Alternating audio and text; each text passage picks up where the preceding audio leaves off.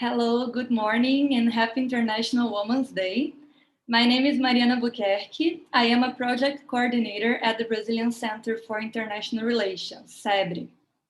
In name of CEBRI, I am very honored to open this panel, part of a joint project between CEBRI and the Consulate of Ireland in São Paulo.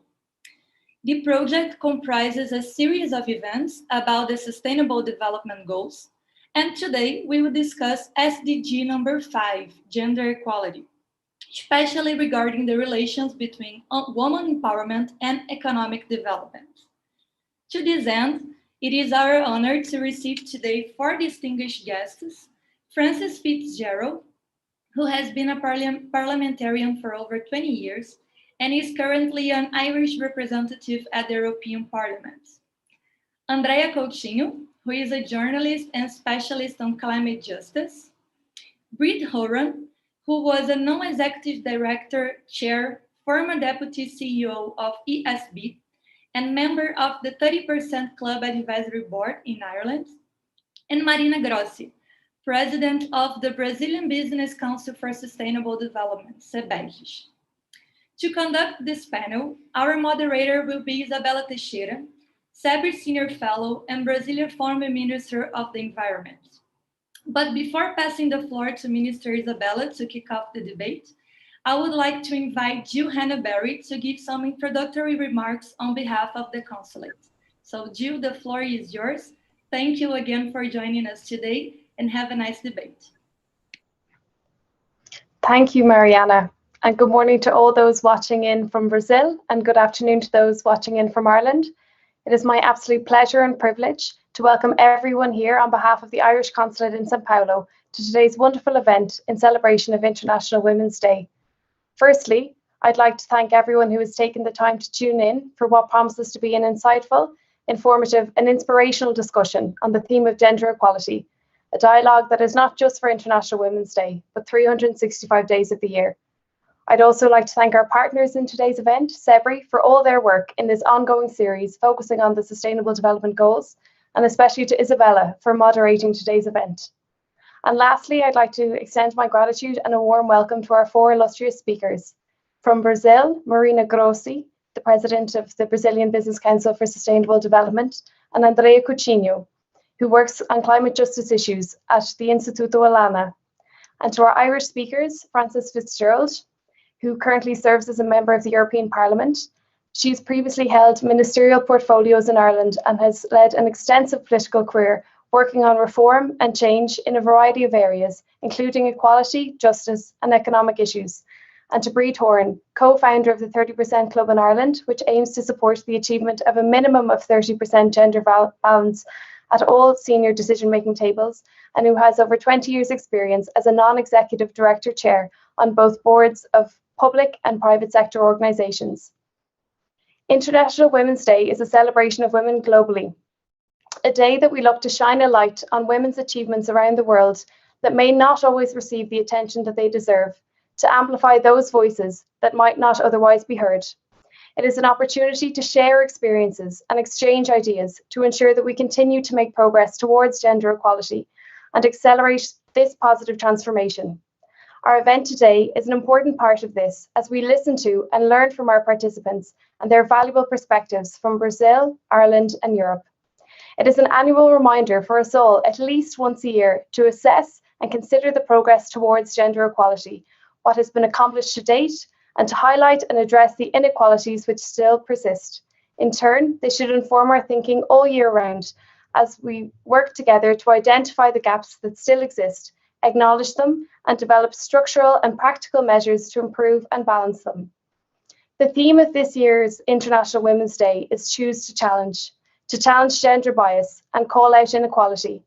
In line with this year's theme, I challenge each and everyone here today, men and women, to challenge not only instances of gender inequality which you witness, but to challenge yourselves to consider the ways in which your own actions, your own expectations, and your own comments, no matter how significant or minor, undermine gender equality and how you might better contribute to the achievement of this objective.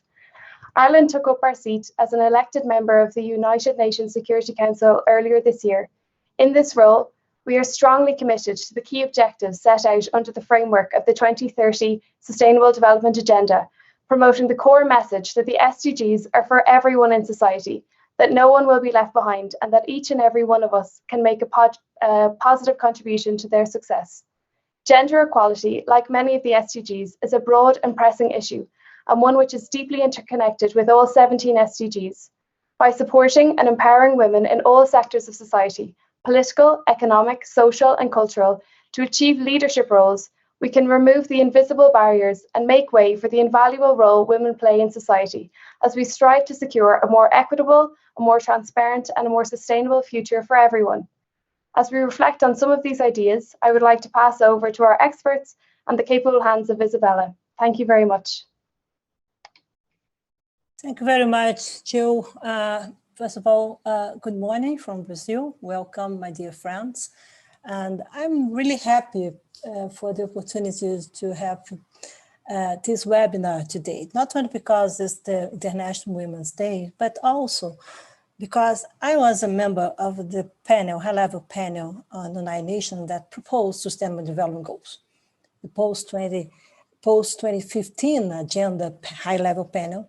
And I do remember, still today, I do remember all the debates about gender equality and also how we bring this into this agenda, considering unbalanced political and economic and social approach for the proposal of Sustainable Development Goals.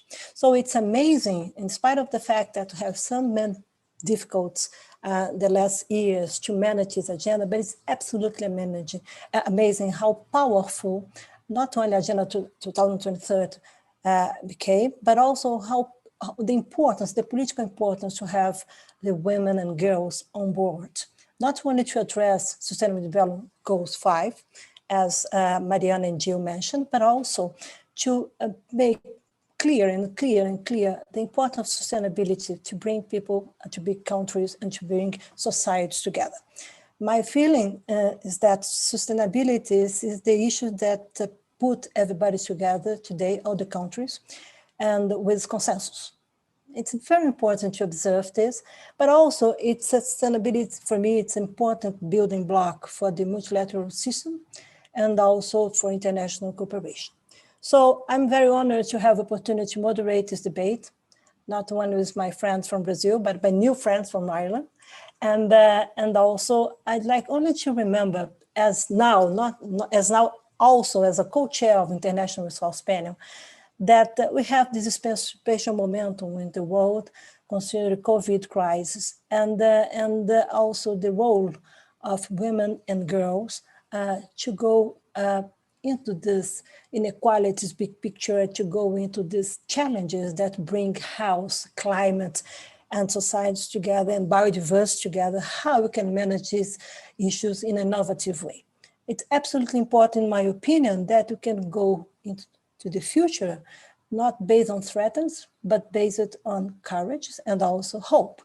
And I do believe that this is a really key word for us, women, that we used to manage our families, we used to manage our work, always with an optimist and a optimist approach, consider the future. So COVID crisis has brought the debate about the future to the present. We need to consider the opportunities available for a new future, not only look for the new normal or to the reestablish of the status quo. We need to ensure that we have strong and inclusive leadership that reflects diverse voice and perspectives to bring everyone on board to build a better relationship between humankind and nature. And also sustainability is key for this purpose. So I think that we have really an important momentum here. I really like to make the idea that we can have our friends together. And we have some guiding questions that I'd like to share now, but only as inspiration, please. Feel free. Okay, manage your thoughts absolutely free. And but we have been discussing the first approach for this webinar, considering, for example, how the factors such as demography, productivity, and governance play into the increasingly widely accepted correlation between gender equality and economic growth?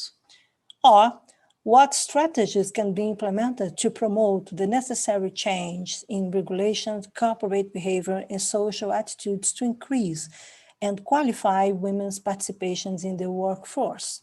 Or how are these issues being dealt with by European Union countries, and also have the inspiration of the new Green Deal and the impacts of the new green economies that are coming, okay, like circular economy, and what are the underlying gaps concerning gender equality in Brazil that must be addressed for the national debates to be able to reach the level of maturity present in the high-income countries. This is really a powerful, important way to approach, consider the difference that we have between our societies, but not only between into our societies. In Brazil, in a developing economy and emerging economy, you know that we are a huge country, but you have different Brazils.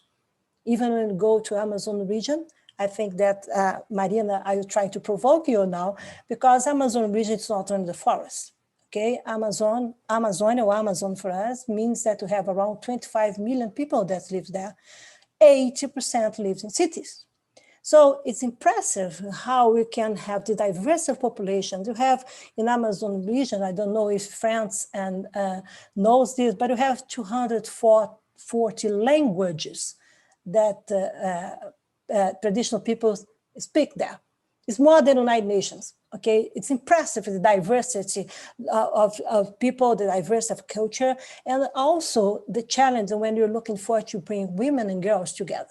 When you go into the urban areas in Brazil, not only Amazonia, you have this unfair development, urban development, and I'm sure that Andrea will approach this, and also meaning considering the new movements, social movements that are coming also in European, like Black and Green, and or United States, and also in Brazil, consider the new movement of people fighting against racism in our country.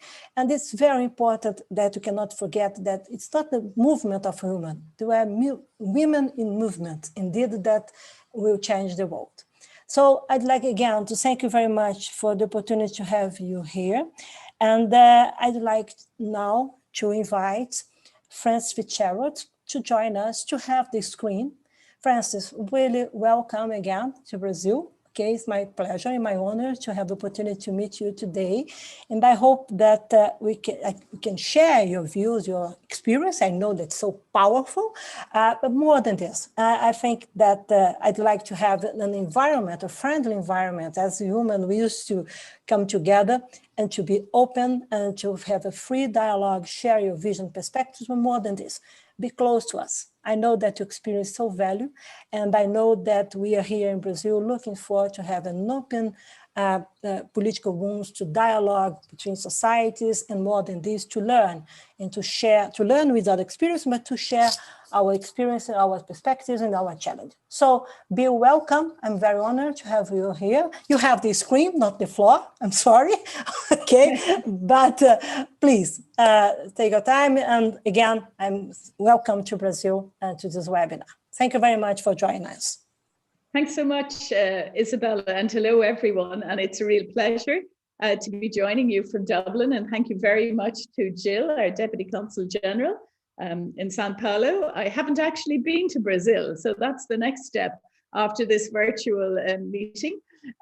Delighted to be here, of course, with Breed, my colleague, that we've done a lot of work together, and also with the other guests. And I'm really looking forward to what the other panelists have to say.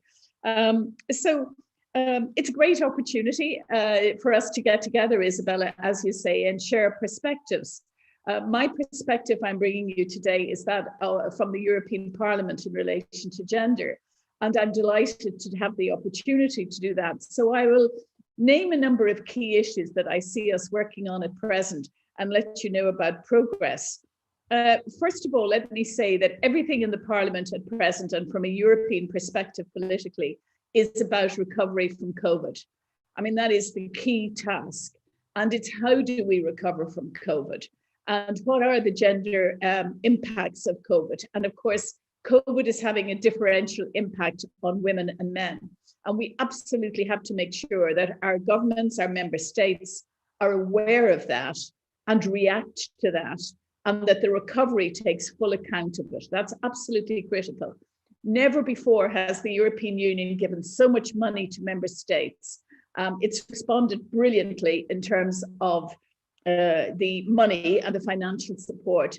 A bit slower, sorry to say, when it comes to vaccinations, but nevertheless, there is no room for vaccine nationalism, and we are working together to try and get people vaccinated as quickly as possible. So the lens in the European Union, I would say, is COVID recovery. The second lens is a green recovery. Absolutely, we cannot go back as was before. It's about it has to be a new normal. So we're talking about a green recovery. And I think the European Union in many ways, with its targets, and our President Ursula von der Leyen is leading the way on that and is very impressive in terms of the targets. And it's great to see the USA joining again the Paris Agreement. We're also saying it has to be a digital recovery. And I'm very conscious of the digital gap and the fact that we have less women in AI and research, which has implications for all of us, and ICT generally. And that's even in very developed countries. We're seeing that there is a digital divide, and we really do have to work on that.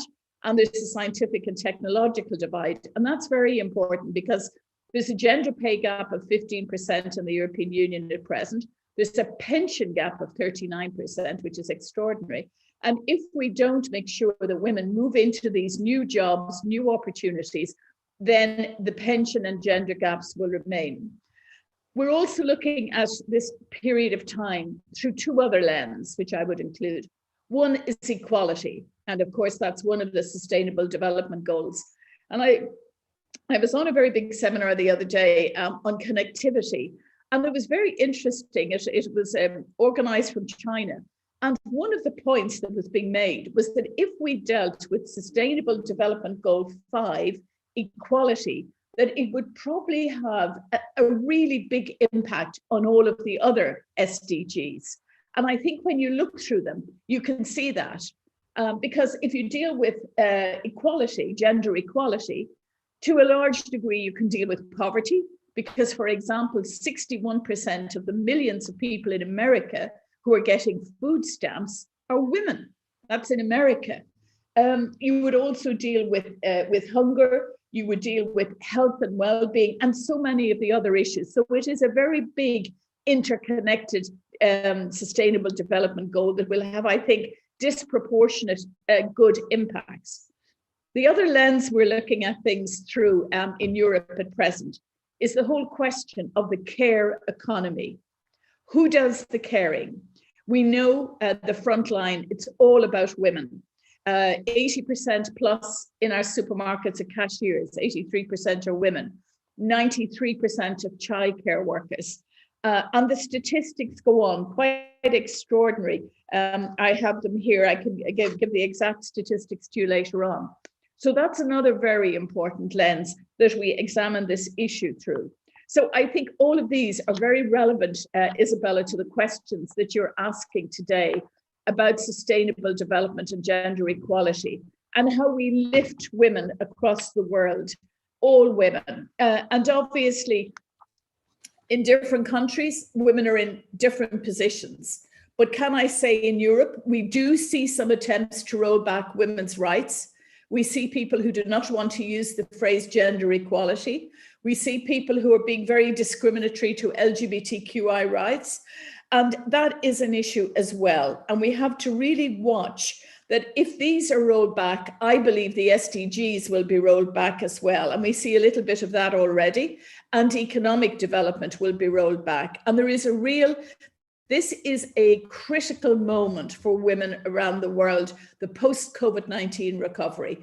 And we have to speak very loudly to ensure that governments have the policies in place, that the member states of Europe, that Europe and the member states and other societies have this in mind, because there's a real risk to the SDGs and to equality if we don't. Now, I mentioned employment. Women's employment is more precarious, as we know, less well paid and so on.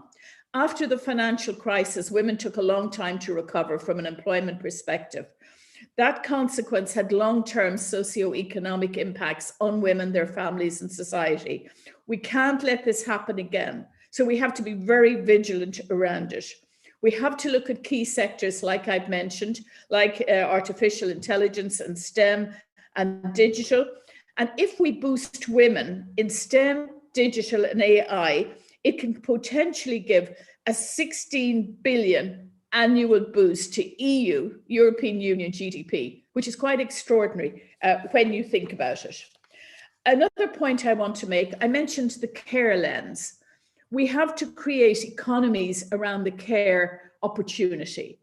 We could provide more to GDP by developing our care economy than construction delivers at present. Nobody really believes that, but it's true. There are studies showing that if you start to build the care economy around childcare, around disability care, around long-term care, you can build a very important part of our economies. For example, the care sector in the EU is likely to create 8 million more jobs between now and 2030 as our countries age. And they're often done by low-paid migrant workers at present. We stand out and we clap the care workers. We have to show we really care for them by dealing with these issues. So that is another area that is very important. Of course, there's two other areas that we've talked about all of these before, but going forward, we see younger men getting more involved in care, undoubtedly. But the work-life balance, male champions, I believe, are very important in achieving the SDGs and equality. We need more and more male champions to influence their colleagues, because as Breed and I know, very often when it comes to critical decision-making, women are absent. If you look around the world, there's very few countries headed by a female. 119 countries are not led by women, and very few countries have a critical mass of women. So we have unfinished democracies right around the world, absolutely unfinished when it comes to gender, and indeed, I would say when it comes to SDGs and gaining those as well.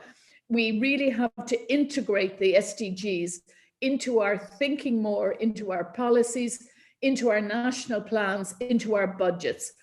And to quote President Joe Biden, don't tell me what your values are. Show me your budgets and I'll tell you what your values are. And I think we can all learn from that, because that is the absolute truth. So we're trying to, just to finish up very quickly then, I would say in the European Union, what we're doing is we have a pay transparency bill directive that has just been published, where you cannot ask somebody about their previous money that they've earned in order to have a more equitable situation for women. We hope we'll have a women on boards directive, but there's a lot of resistance to it, making it mandatory for boards to have a certain percentage of either sex. And we have a work-life directive, which is about parental leave, paternity leave, maternity leave. So we really need to do that. In the EU, women are only 26% of board members and only 6.7% of chairs. Now, when you target and monitor that, you get improvements, and Breed, no doubt, will speak to that.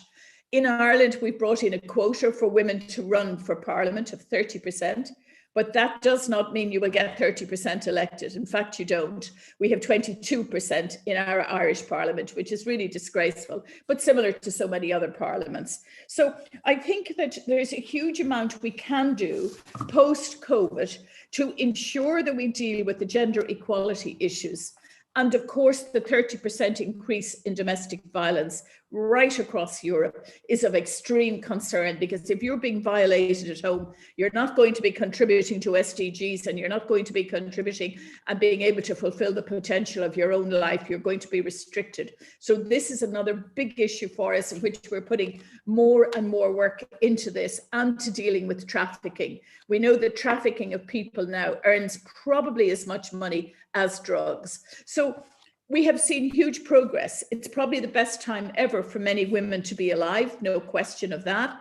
But we have unfinished business in many of our countries, including across Europe and around the world. We can see that COVID also risks development not proceeding at the rate that it did up to now, with an increase in FGM, an increase in early marriages, lack of access to education. So these are very real issues brought about by the COVID pandemic, and of course the big impact on all our GDPs. So I hope I've given some ideas about how we in Europe are thinking about this issue at this very challenging and crisis-driven time in all our societies. Access to healthcare, of course, I have to mention, and to sexual and reproductive rights has also been interrupted during this period. So Isabella, I leave it at that. I hope that gives you a flavor of the work at European level. Thank you. Thank you very much, France. It was really, I think, more than a flavor, okay? It's we have a cake, dinner, breakfast, lunch. We have a really big picture here, okay? And under the perspective of your lens, I like too much when you mentioned these green recovery challenges, and also together with COVID recovery, really, and also when you go into this green recovery and green economies, I used to say here, for example, here we know that Brazilian society were fighting against the setbacking, was backsliding on deforestation in Amazonia, and also an environmental crime. But also some players look, we need to address the economies like bioeconomy. Okay, very nice, but what would be the contribution, for example, of a bioeconomy from the Amazon forest to tackle hunger?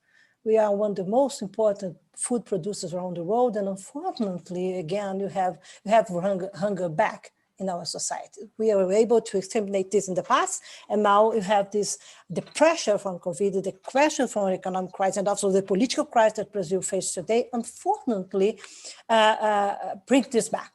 And this is something that we need to understand why we are able, in the emerging economy or developing economy, to achieve powerful goals like the eradication of extreme poverty, or even the eradication of hunger, and less than 10 years later, we have this setbacks on this agenda. And also the impact on women and girls, they're so high, okay? When you go into Amazonia, for example, that's I like too much when you mention human unemployment, and also care economy. When you go to Amazonia or other countries that have to face environmental crime, you need to understand the violence against women and girls, okay? And really sometimes it's not touchable, it's not visible, okay? And we need to learn more about this experience and how the women, they are fighting against this. And it's impressive that to have the violence against women, not only in our cities today, in rural areas, okay? I'm personally engaged to manage this, to support initiatives there. And for me, sometimes I'm confessed that really astonished, because this is not my country. What is happening here? Because you have public tools, you have public policies, we have transparency, we have everything, international cooperation. Why we're not able to end this? And I think that when you bring sustainability or bring this debate under the sustainability umbrella, it makes clear, as you mentioned, the connection or the connectivity among different issues, and how indeed, if you go into gender equality, how you impact, looking for gender equality, how this will impact the other sustainable development goals, and how this will impact in public policy. I like too much when you mentioned not only values, but please show your budget. This is absolutely critical. This is amazing, because we need, it's like, you are my family, okay, let me know your will, if I'm a part of this or not, okay? So I think that we need to use some powerful message like this one, that, okay, I agree with the values, and we are together the same on board, but let me know about your budget. And also in Brazil, you have this big challenge, as you mentioned, with National Congress and the parliaments. You have 22%, and Brazil is only 15%, okay? And in spite of the fact that you have the target of 30%. But I know that my friends from Brazil will be able to illustrate more or better, based on your fantastic words and, as you mentioned, big picture, or your lens, the situation here. I'd like to invite now Andrea Coutinho to have the screen, and she's a young girl. Okay, oh God, I'm so jealous. And but with a powerful new leadership, women leadership in Brazil. And I know that Andrea will share with us not only her perspectives, but also like, if you agree, to add some comments based on what Francis shared with us, okay? Considering not only what's happening there in Ireland, but how we in Brazil can be together, okay, in your perspectives, considering, for example, the care economy, or also how important it is to manage women unemployment in Brazil, and also social inequalities and the environmental inequalities. You know that how hard this is when you go into some regions, even our big cities, that people unfortunately don't have access to natural resource as all the middle class in Brazil has, for example. So if you can go into that, I'm very honored that you can join us, Andrea, with your, of course, your experience, but your vision and also your ambition. I know about your fight to have more gender equality in our society, but also how you can bring young people on board, and how powerful this message, as I mentioned before, you have women in movements. So let me know how the Brazilian women there on March today, and how you host France's words, that I think that are very, very important, with not only because of the big picture, but again, an assertive way to face challenges. So be welcome. I'm very honored that you can join us. You have the screen. Thank you, Isabella. Good morning to everyone here. It's a pleasure and an honor to be here in such symbolic day for us. I want to greet all my panel colleagues and compliment Mrs. Frances G. Fitzgerald for this inspiring presentation, and Mrs. Isabella Teixeira for her introduction and moderation. So International Women's Day is an emblematic event for many countries around the world. And yes, we have a reason to celebrate. However, we still have several fronts that we need to fight for, that we need to fight for and challenge to overcome. That's why we are here today, to present our realities and our solutions. And so, as Mariana kindly introduced me before, my name is Andrea, and I'm 30 years old, and I'm a journalist.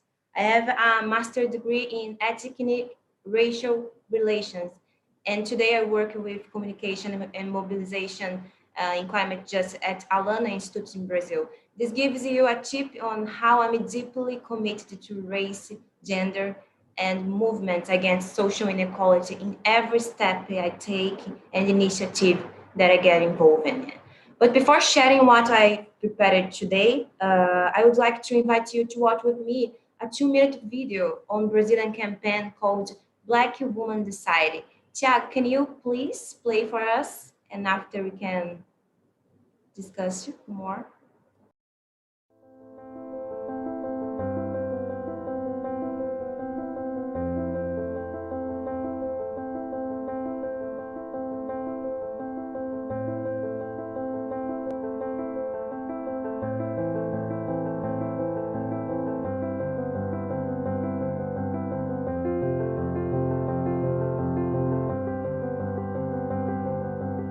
Mulheres negras decidem, e esse é o motivo pelo qual devemos seguir em frente. Somos muitas, somos mais de 27% da população brasileira. Um número que só cresce, não só porque nascem mais mulheres negras, mas porque a cada ano mais de nós nos reconhecemos. Não iremos recuar por medo, não iremos nos silenciar. Porque estamos conectadas com gerações e gerações de mulheres negras que decidiram que somos sim importantes, mesmo em uma sociedade que insiste em negar a nossa humanidade. O tempo é urgente. Vamos construir um futuro onde as mulheres negras também tomam as decisões sobre as questões que impactam todas as vidas. Nós, mulheres negras, decidimos que a nação só vai ser grande quando a justiça e a vida plena alcançarem todas as partes, principalmente os grupos que, por causa da pele, corpo, cultura, religião e amor, foram postos às margens. Se você está comprometido com isso, em 2018, confie em mulheres negras, construa com mulheres negras, Fortaleça mulheres negras. Mulheres Negras Decidem é uma declaração de crença no poder em que as gerações atuais têm em cumprir a promessa democrática. Mulheres Negras Decidem é um convite. Thank you, Thiago. Thank you. As you saw, the video was made in 2018, an important year for Brazil in which last presidential elections took place. This initiative of Black Women's Side movement, the objective was to spread and raise Black female voices to political action. There are some key messages in this video that we will discuss later, but I would like to start with some data about racial and gender inequality in Brazil. Despite all the achievements until now, we still face inequalities regarding women. And these are the same inequalities that harm our economic development as a country and as a nation. In a brief landscape, firstly and currently, women represent more than half of Brazilian population. However, when we looked at the National Congress, we easily notice that they are underrepresented, not to mention Black women, because we see even smaller numbers. Black women make up 28% of Brazil population, the largest demographic group of the country, and we fill less than 2% of the seats in Congress, less than 1% in leadership positions. Meanwhile, when we also see gender inequality in decision-making spaces in Brazil, such as science, technology, leading universities, and climate change forums. So all these spaces, we cannot talk about gender equality without talking about race in Brazil, where colonization and slavery are strong marks of our historical past. Intersectionality is more than an academic concept. It's a powerful instrument that shows how the oppressions work together: race, gender, class, age, and many other factors of social exclusion. All of them must be considered. Beyond this crisis of representativeness that we live in Brazil, so those who follow the 2030 agenda with the 17 Sustainable Development Goals can also identify another problem.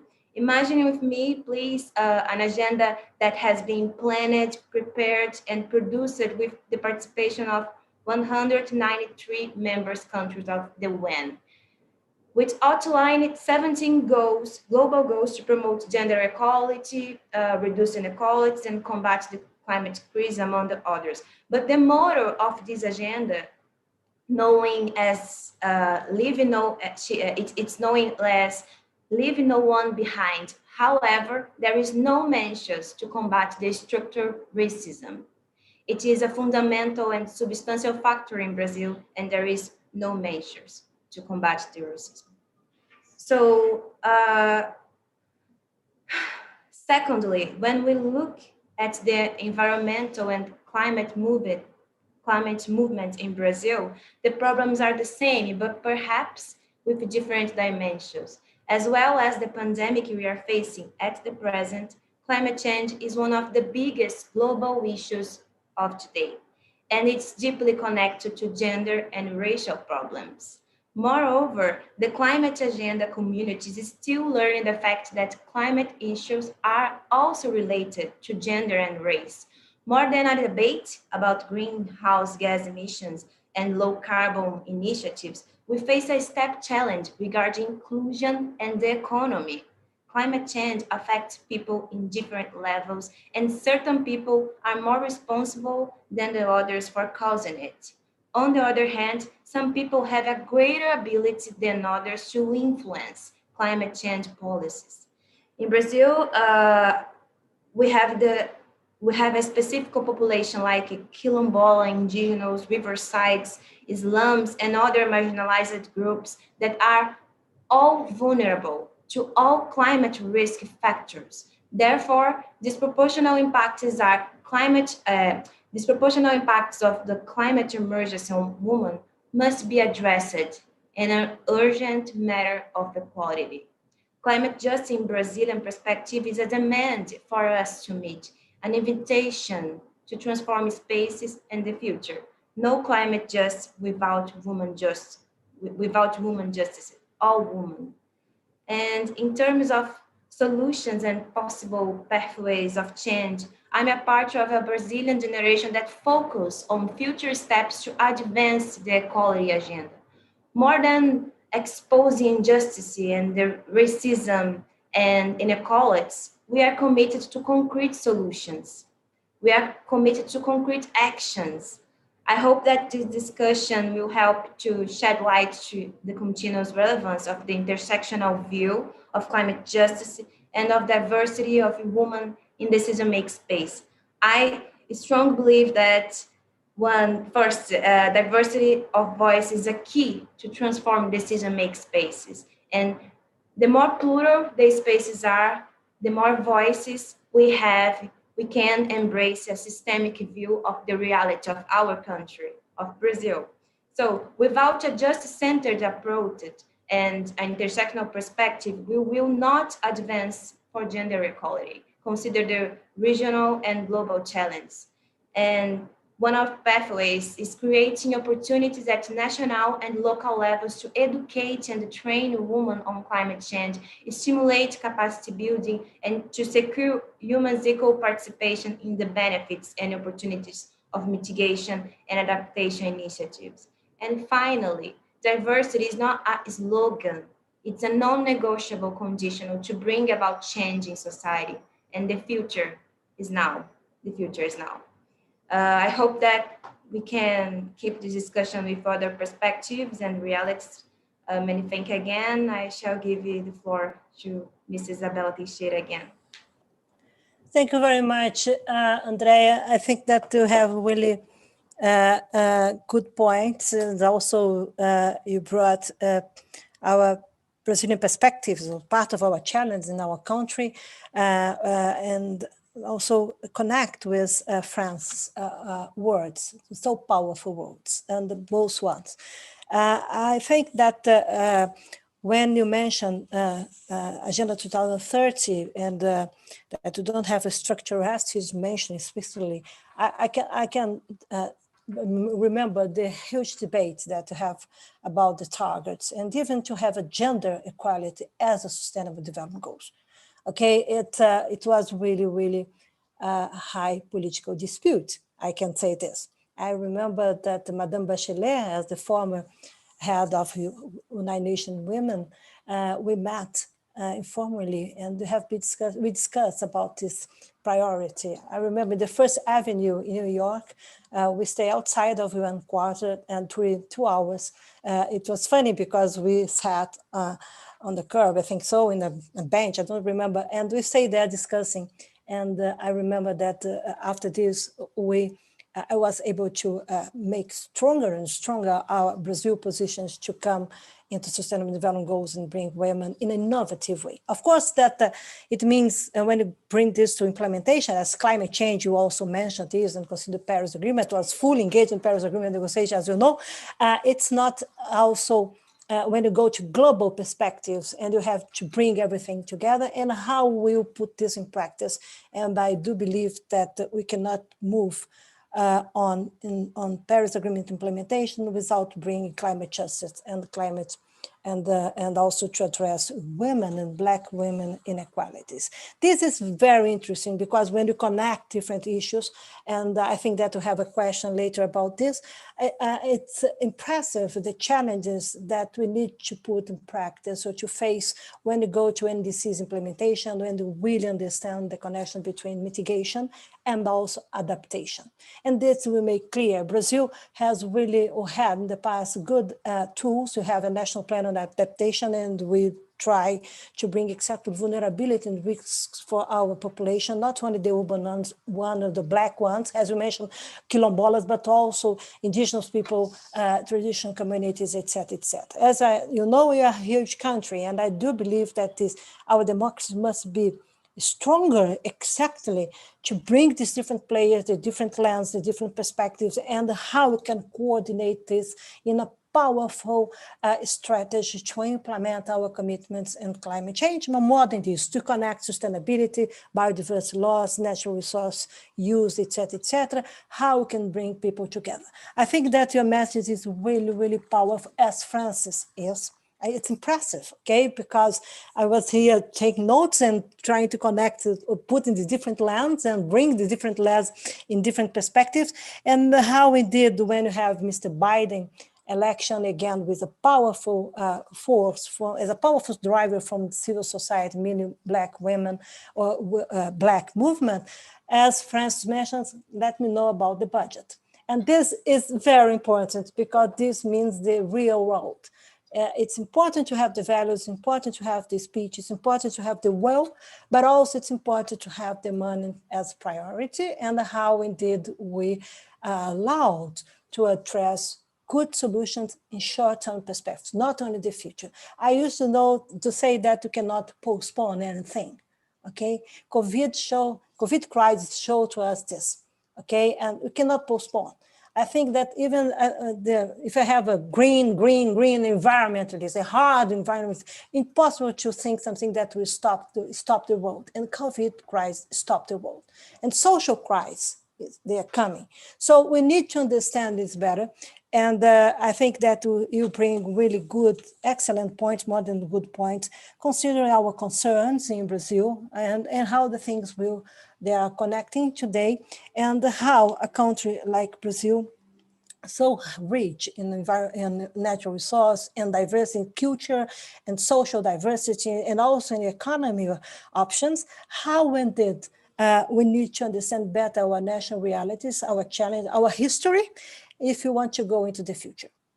If you're not able to face this, to manage this, to understand this, to approach this as a really powerful truth, it's impossible to go into the future, manage all the challenges, consider social inequality and economic inequality. You cannot forget that we have informality, economic informality in Brazil. This is really, really powerful driving force that put us sometimes in the past. Okay, so I think that you have here good points, really good points in your perspectives. I like the video. Okay, I like to highlight this. It's so charming there, and with your powerful voice. And now I'd like to invite Brid Horan to have the screen. Brid, feel free, okay, to not only to share your perspectives, your points of view, but also consider your experience on private sector and business, but also if you can host Andrea and Francis' words and thoughts, and if you'd like to comment this, please be very happy to hear from you, your opinion, more than this, your perspectives, and more than this, how we can together, Brazil and Ireland, we can as societies move into the future. So welcome again, and please, I'm very happy that you can join us today. You have the screen.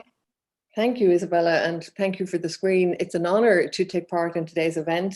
So many thanks to the Deputy Consul and Consul in Sao Paulo, really pleased to be invited. And thanks to CEBRI as well. Delighted to hear that you've joined the 30% Club. Isabella and Andrea and Francis have given a really passionate and broad context to the discussion that we're having today on International Women's Day. And perhaps I might narrow the focus a little bit to talk about some of the initiatives that I've been involved in and that I believe are helping to move the dial, because the case has been made really passionately as to why economic involvement by women is so important. I believe passionately in equality, I believe passionately in diversity, and I believe passionately in inclusion. But actually having women involved in key decision-making is really important. And my main career has been in business. And when I retired from full-time executive roles, I decided to devote a significant part of my time to actually expanding the debate on gender equality in business leadership, primarily. So there are three areas that I just want to mention. One is an initiative around state boards. I want to mention briefly the 30% Club, and then Balance for Better Business. And this is with a view not to saying that we've done wonderfully well, but to showing the things that can make a difference and that can actually move the dial. But first of all, just to emphasize that point about gender balance as distinct from the broader area of diversity, you know, people say all the time diversity is so much more than gender, and of course that is true. But equally, treating women as if we're one more minority is ignoring the reality, and people have talked already about the fact that we are the majority of the population. So it ignores the talent and also the important role in society as customers and as individuals, parents and carers. And on that side as well, it's really interesting to see how investors are caring about gender balance now. And I put care in air quotes because I don't think they care so much as they know and they realize that it actually makes a real difference to performance. So when you have gender balanced decision making, you have better outcomes in terms of financial performance, in terms of governance, in terms of risk management, and in terms of innovation. And I really believe that all elements of diversity are important, but they're not all on a par. And we do need to maintain the focus on gender balance. We do need to value, identify with, and promote that case for gender balance. And through that, develop an inclusive culture which actually values and includes all diversity. So to focus first on state boards, the Irish government actually started to focus on this. These are the boards of all kinds of state bodies and organizations. And the focus actually started as far back as the 1990s. And I myself was appointed to a state board as a relatively young woman, relative to where I am now anyway, in 1990, probably as part of that initiative. But in 2011, the incoming government decided that they wanted to create a special focus on this. At the time, 34% of state boards were female, the 34% of the members. So they developed new guidelines and developed a new initiative which came into effect in November 2014. And I'm sure Frances was heavily involved in this in her previous roles. Importantly, and I think this is the key point about this, there was an open application process. So a clear description of the types of people that were being looked for. It wasn't an invitation to women to apply, it was an invitation to everybody. There was a really independent process for deciding on who was qualified. And then finally, the ultimate decisions were made by ministers who had a commitment to improving the situation. And that has moved that 34% to 44%, which I think is a really good outcome and something that needs and can be built on further. In terms of the private sector, in 2011, we were very far behind in terms of women on boards in private sector. And we set up the 30% club in 2011 at a time when, we set up the 30% club in 2015 at a time when there were 11% of women on company boards. In 2018, we asked the government to actually launch an initiative with government support to improve those percentages. And at that time, there were 15% on company boards. And when we focus on the largest companies on the company boards, in fact, the percentage at that time was 18%.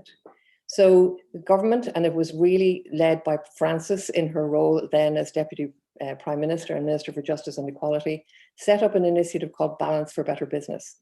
And we were given a mandate to engage with business and to decide what approach we wanted to use. And I took over as co-chair with a chair of several leading Irish companies. The two of us co-chaired the initiative.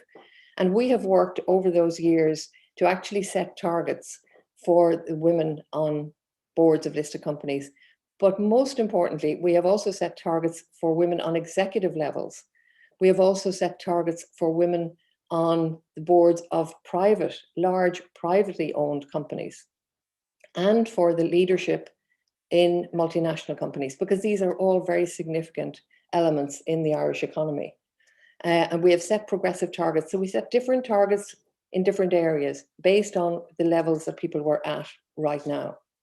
And I'm pleased to say that having moved from 11% in 2015 when the 30% club started, the percentage was 18% on those leading companies, which is kind of the base for international comparison, in 2018 when we started. And last week when we monitored the numbers again, we were able to report 30%, which is a really important Milestone. We don't see it as a destination, we see it as a milestone on the journey.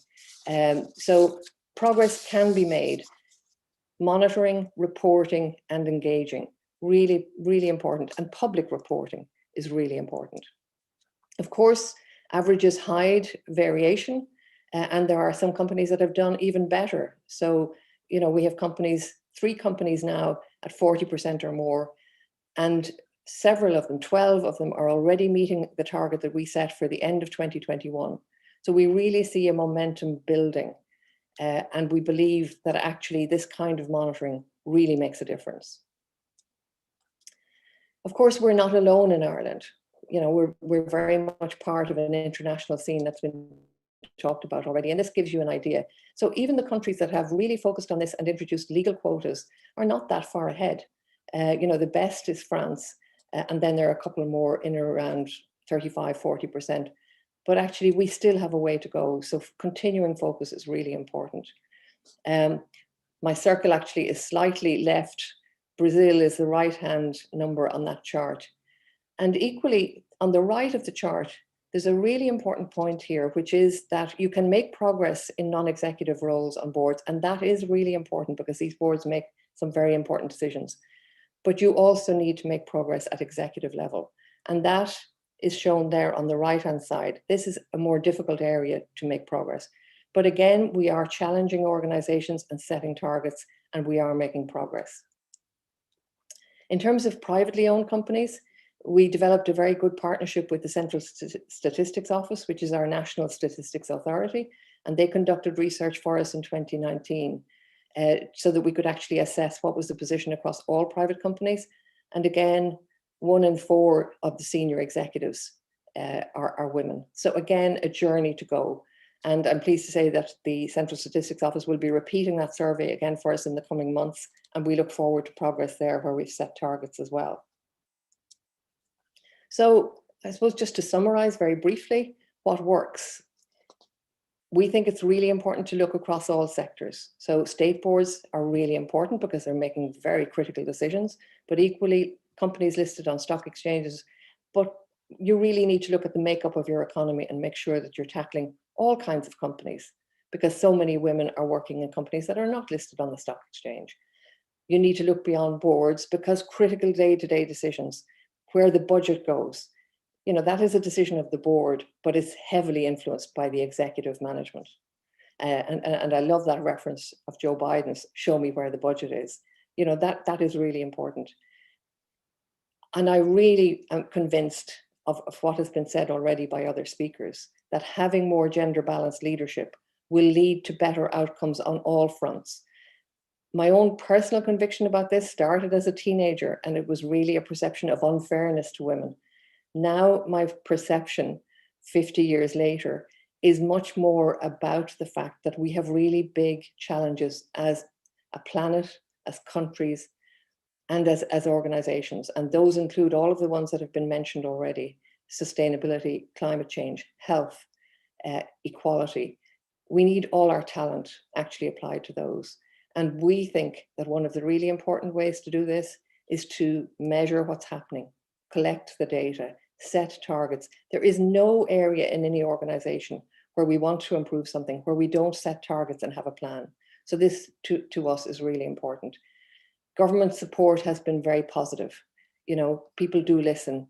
Monitoring and public reporting, and I have to say some elements of the media have been very good in shining a light on what we're doing and what we're saying.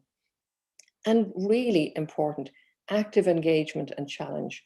So in the 30% Club, when we founded that, I spent a lot of my time actually sitting down with chief executives one-on-one to persuade them of the importance, to show them what they weren't doing and what they could do. So convincing and supporting decision makers, helping to build the pipeline, and the 30% Club has some very good initiatives in that respect.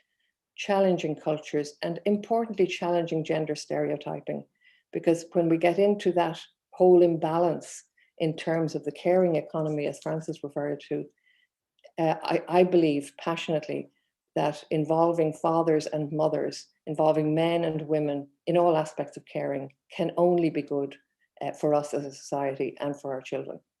So thank you very much, and thanks again for the invitation to take part.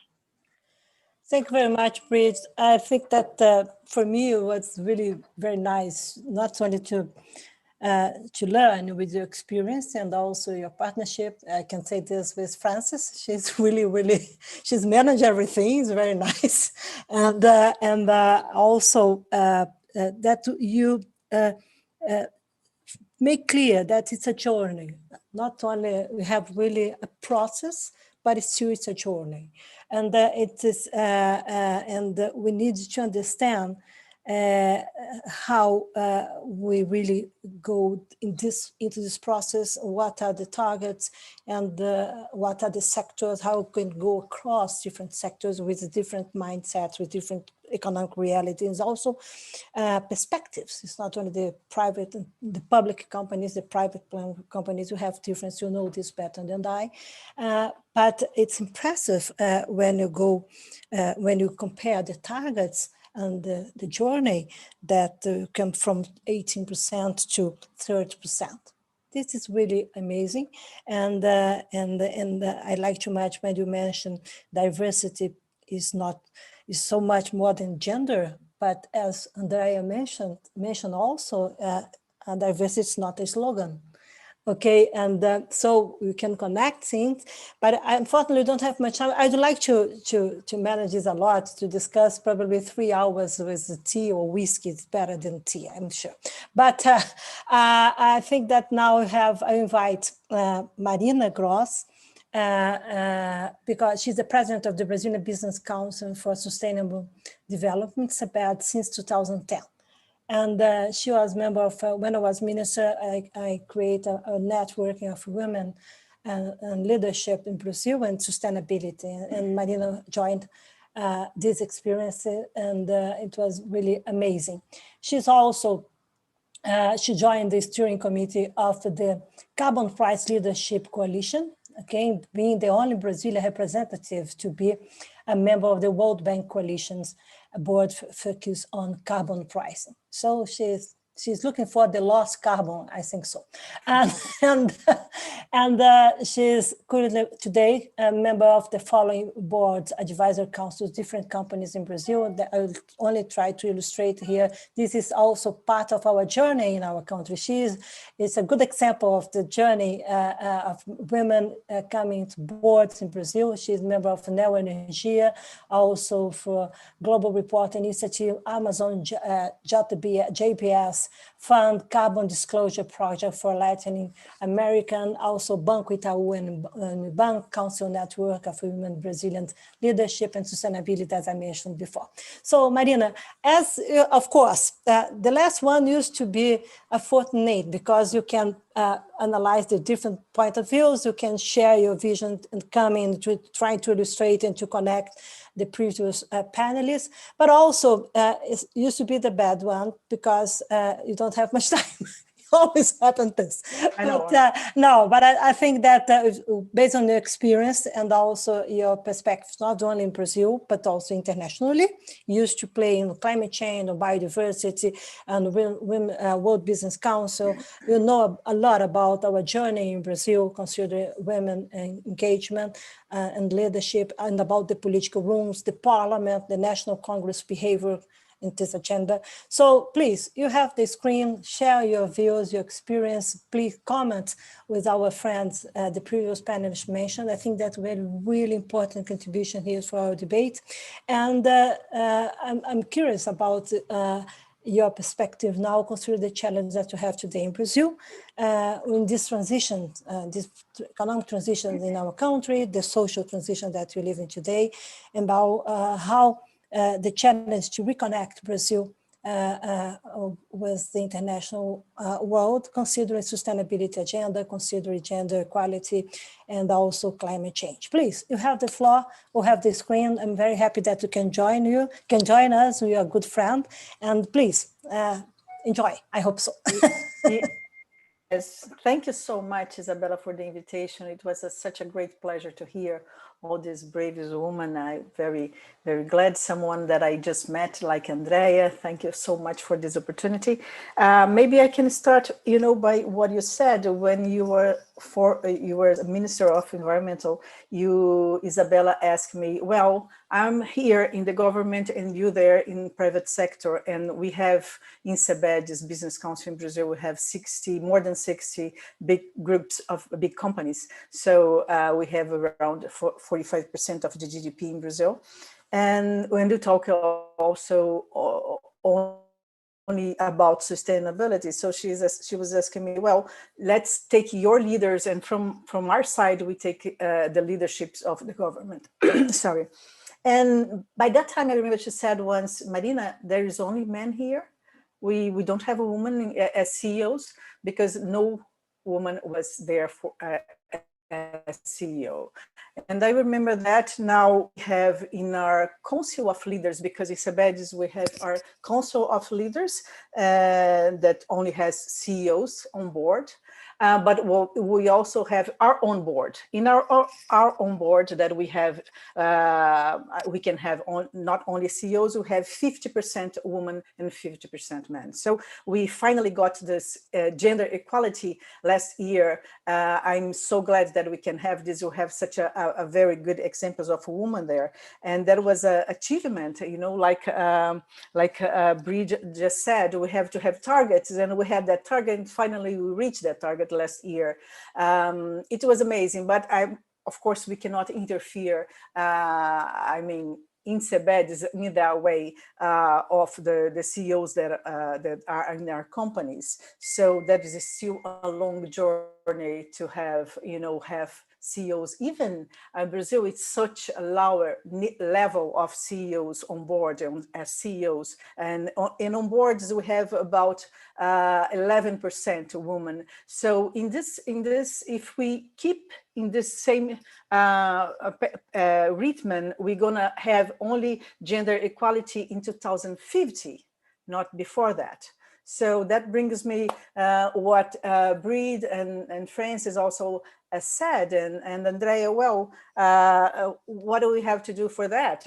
It's like we have an invisible continent of women because they are not, I mean, we cannot wait until 2050 for that. So we do at CEBRI a lot of things, but in Brazil, I think we are below the expectations. We have to be more professional in this. We just join the 30% club.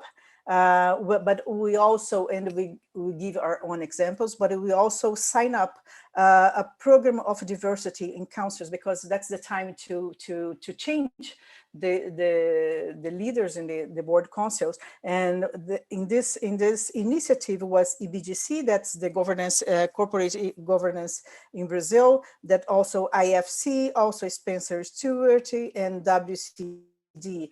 So they made this letter, this statement asking for boards to consider, for investors to consider what's going on in the world and why we still have this huge gap between, you know, what should be represented in the boards and what we really have. And I always hear that we are, well, you know, Marina, we don't have the right names. We don't have, you know, women still have to do a lot, because I try hard, but I didn't find that. So that's something that probably all of you heard a lot. And we in Brazil, we have different institutions, and as a business platform, we work with very much, you know, trying to really make an articulation with those initiatives, but saying, well, there is no reason for those gaps. I mean, we have talent. So what are the profile that we want? What are the qualities that we want? Because we have the right name. I can show you 10 women as exactly like what you are asking us. So I think we have a great opportunity. As one of you said, we have a lot of work to be done in this area. We still listen for abortion at that nowadays, the abortion is a discussion that goes and come back. So that's so many things that woman has.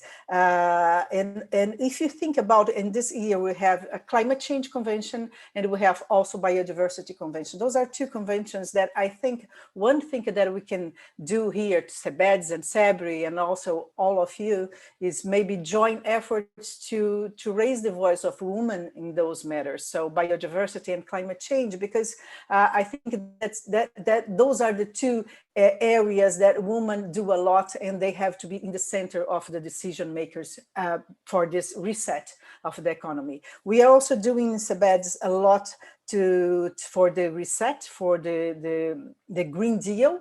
I think in Brazil, and that's something that you should know from Ireland, we are doing a lot of movements on Amazonia, Isabella mentioned in the beginning. We are also doing a lot of things on the NDC, on what is our contribution for Paris Agreement, always saying, well, private sector believes that we have a lot to offer for the world, and we agree about to be ambitious and to really look out for the development and the prosperity. I think we have to use this term also if you think about Amazon and this prosperity of those of Brazil. And if you think about the new economy, the green economy, the lower carbon economy, more inclusive, Brazil has a lot to offer, but we have to do also our homework, and I think private sector is leading important movements. We have for the Amazon movement that we are asking for stop illegal deforestation.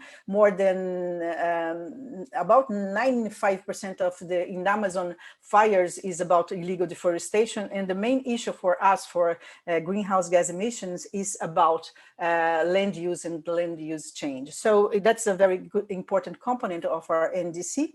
And of course, there is a lot of challenges there. So in Brazil, if you think about climate change, social inequalities is so linked with climate change, as Andrea, highlight in her thoughts. So, and I think so. I think that this moment is really incredible, and we are in the beginning of the year, but I like when. I think it was Bridget that said, well, we have to have targets, we have to measure this advantage, because it's not only about economy. In economy, we have so many researchers, from all the consultant companies saying, well, we can, if you have diversity, we can be so much competitive. See the outcomes of your budget, if your company, see the outcomes for the shareholders, also for the stakeholders.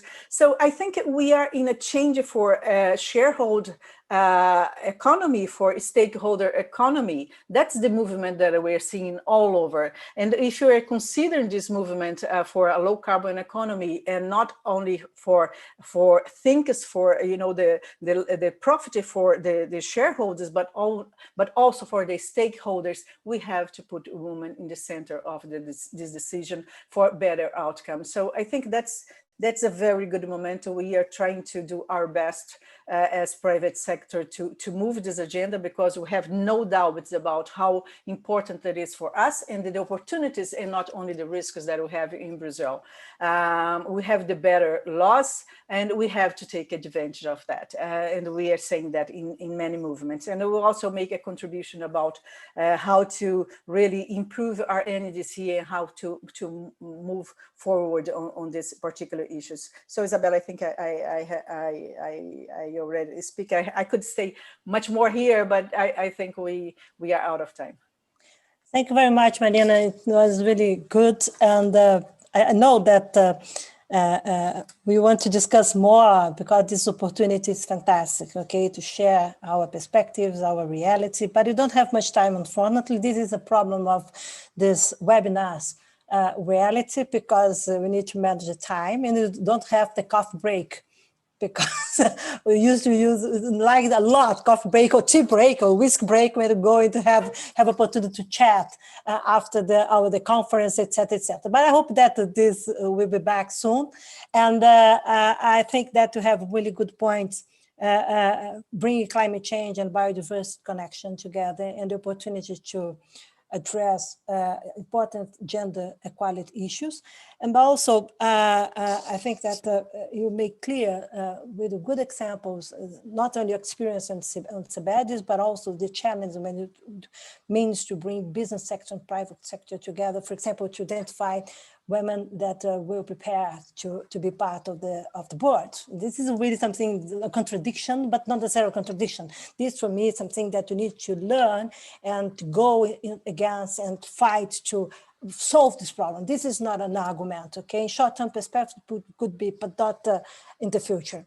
I think that to have really as a key target for us to move forward.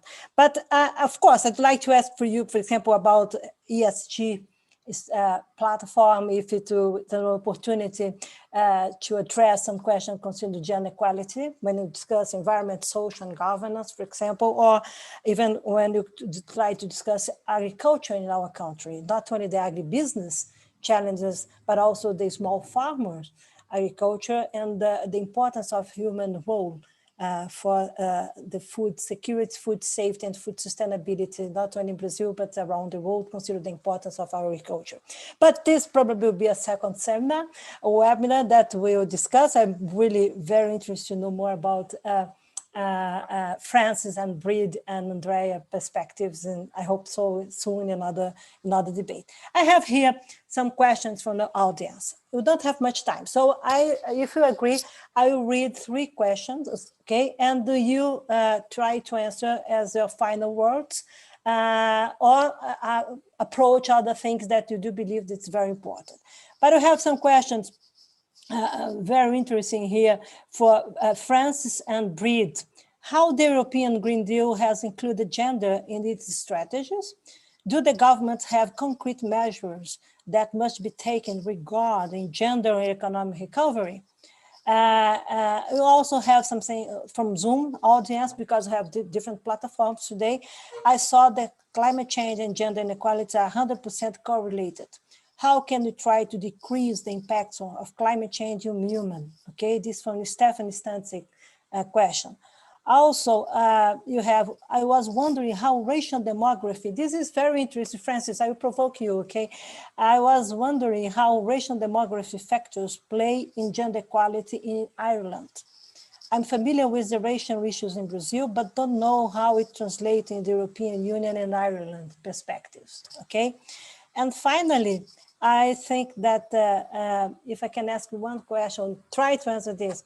What would be key for us in Brazil, Marina and Andrea, to have the focus on this year, considering the challenges that we're looking for to strengthen, to make stronger our democracy and to tackle climate change and gender inequality? Can you give me one example, one priority that you like? I want to bring this into the light, since I want to address this when we're discussing the NDC strategies for implementation in Brazil as civil society, not as government.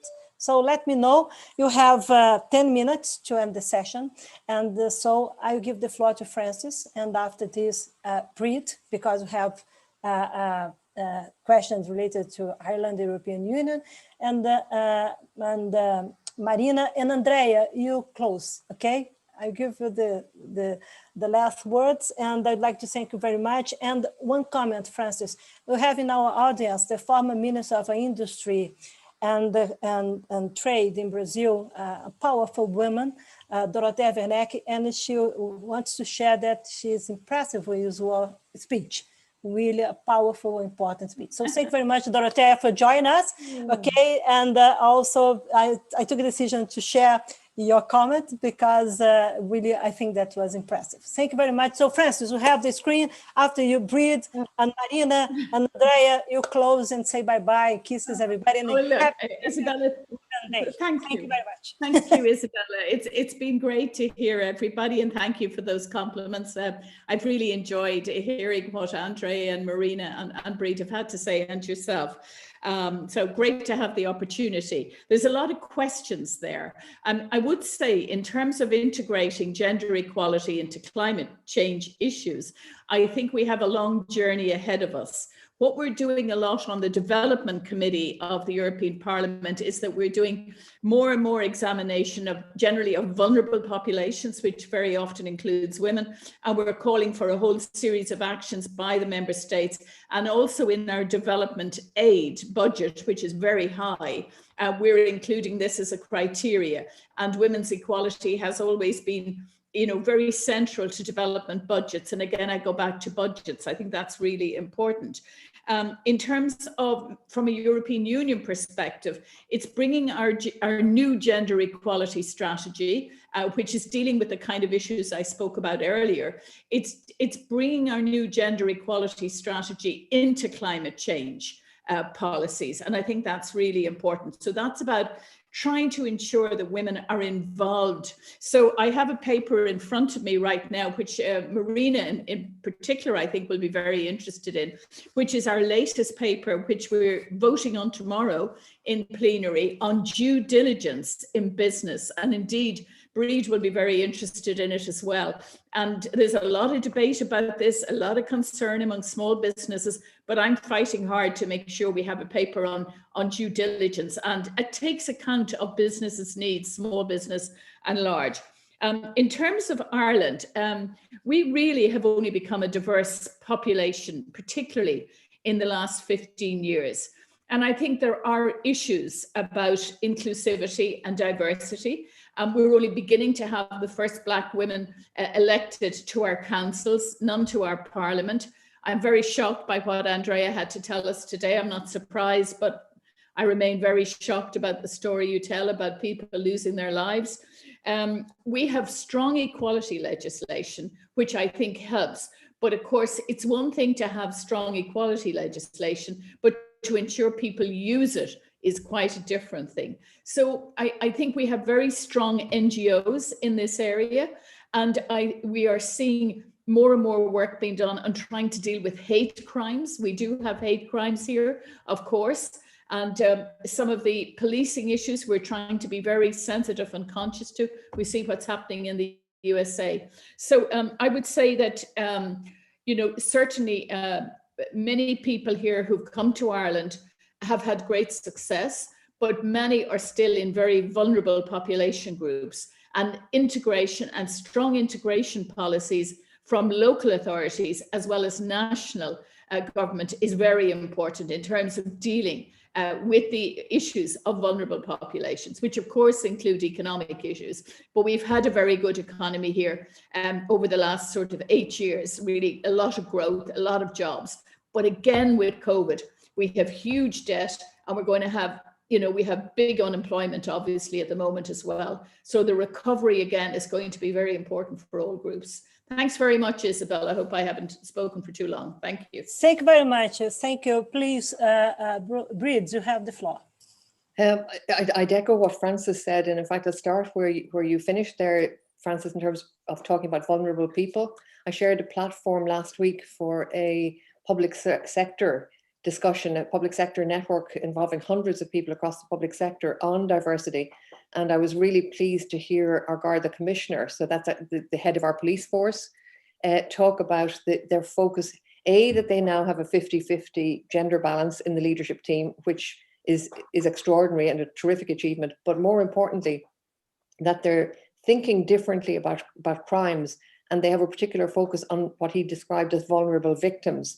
So Frances mentions hate crimes, but also violence against women, coercive control, and human trafficking. So this is the value in my mind of diverse thinking and of gender balanced thinking, that actually you look at society holistically. So equally, we're doing a lot of work through the public system on access to education, and in particular to higher education and training. And again, with a focus on gender balance, and I won't go into it, but STEM, science, technology, engineering, and maths were mentioned earlier, really important gaps in that area as well. And I suppose the final piece that I just referred to on government is that whole focus on data, on monitoring, and extending that now to the private sector through, hopefully sooner rather than later, Frances, gender pay gap reporting legislation, which I think will bring another focus and help companies.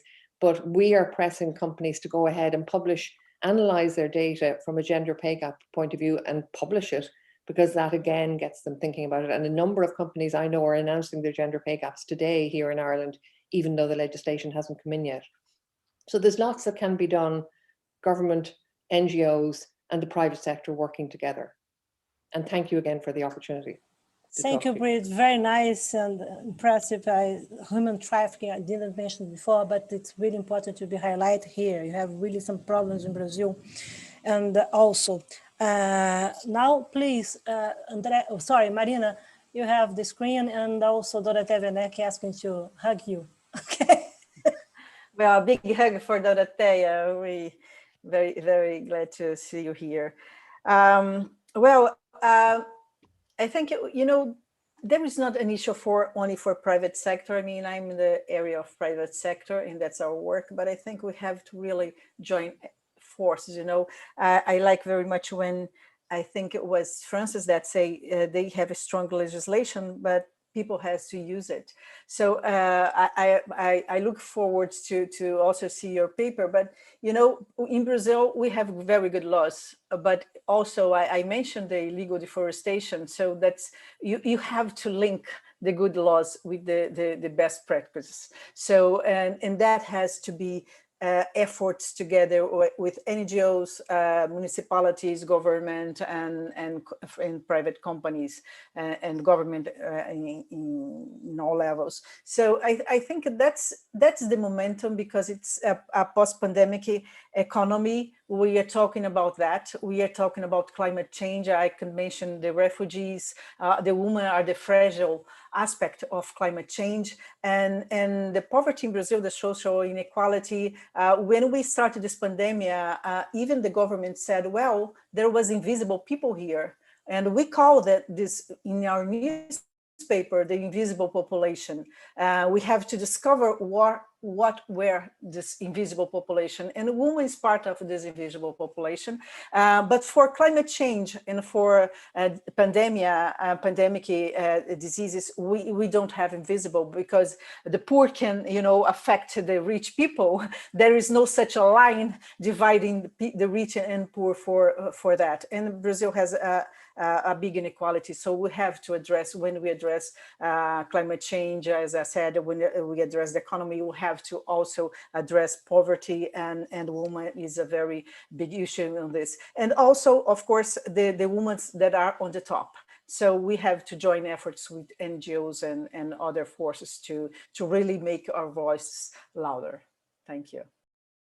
Thank you very much, Marina. Really good points, and we'll probably have to have a webinar here about invisible people or population in Brazil. I know my country. I have this displeasure, but I think that we need to discuss this better in Brazil today. So please, Andrea, you have the floor, and 1 minute, because I have to end the other one. Thank you very much. Okay. Thank you, Isabella. Agreeing with Marina, and I would like to answer this question: how can we try to decrease the impacts of climate change in women? There is no just one answer. We have a collective of initiatives and possibilities to act, but empower them with knowledge, opportunities, listen to what they have to say and what are their demands. Structural changes have to be made. Politics, science, climate forums cannot operate without women or against it. When we talk about women, another key element is the territory. In Brazil, in a country like Brazil, women's reality are diverse, as well as the solutions for inequalities. Additionally, the way that the city are organized is also hard and reinforces the exclusion. Climate change is about urban mobility, energy, food systems, and land use. We strongly need to invest in adaptation politics. So I hope that we can work on it for the next years together and don't give up. Thank you very much, Isabella, and all the colleagues for this conversation and debate. Thank you very much, Andrea. It was amazing that you provoke us with the structure change that you need to have to be made, and consider climate change is fantastic, in my opinion. floor to discuss this, consider the future that coming, not the future, the futures. I always like to remember that if you have a baby today, he will be alive at the end of the century. So the future is absolutely today. So I'd like to thank very much our friends that joined this panel. I think that we have really an amazing debate. And like to remember that you have in April, you have the last webinar, last seminar that bring together Brazil and Ireland in this initiative between the Consulate of Ireland in Brazil and also CEBRI. This will be about innovation. So Francis, Reed, Marina, you mentioned this, the impact of economy of innovation, the impact of the kind of knowledge, what is coming, okay? And we'll discuss this.